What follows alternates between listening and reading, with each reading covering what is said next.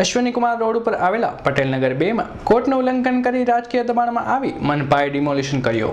સુરતના વરાછા અશ્વિની કુમાર રોડના પટેલનગર પાસે માલિકીની ખાલી પડેલી જગ્યા બાબતે 12 વર્ષથી ચાલતા જમીન કોર્ટના મેટરમાં જમીન માલિક રાકેશભાઈના પક્ષમાં નિર્ણય આવતા દૂધ મંડળીના વહીવટદારો દ્વારા રાજકારણીઓની અને પોલીસની ગંદી નીતિ અપનાવી ખાલી પડતા પ્લોટમાં બંધાયેલી દીવારને મનપાના મેળા પીપના સાથે મળી તોડી પડાયો હતો।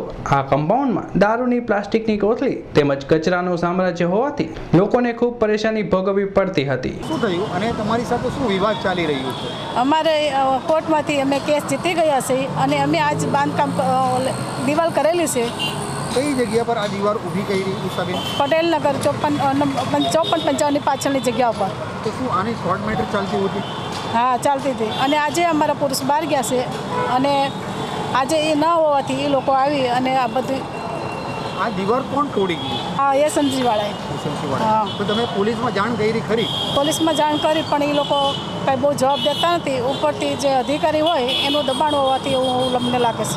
કોનું દબાણ હોય એવું લાગી રહ્યું? કોનું દબાણ? રાજકીયનું। શું ઘટના બની અને કઈ બાજુ આ જે વિવાદ ચાલી રહ્યો શું છે?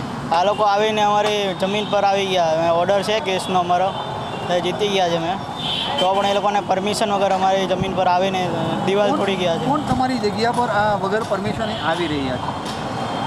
એસએમસી નોટિસ કંઈ આપ્યું નહોતું અમને ત્યારે, અને બીજા મંડળીને બધા પોલીસને જાણ કરી ખરી? હા, જાણ કરી, ફોન કરીને બોલાવ્યા હતા પોલીસ તરફથી શું પ્રતિસાદ છે? કોઈ પ્રતિસાદ નથી આપ્યો।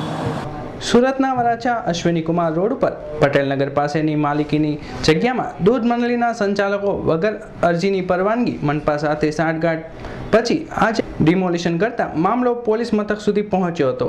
જો આ માલિકને ન્યાય ન મળશે તો આત્મવિલોપનની ચીમકી પણ ઉચ્ચારી હતી। Bureau report, Surat.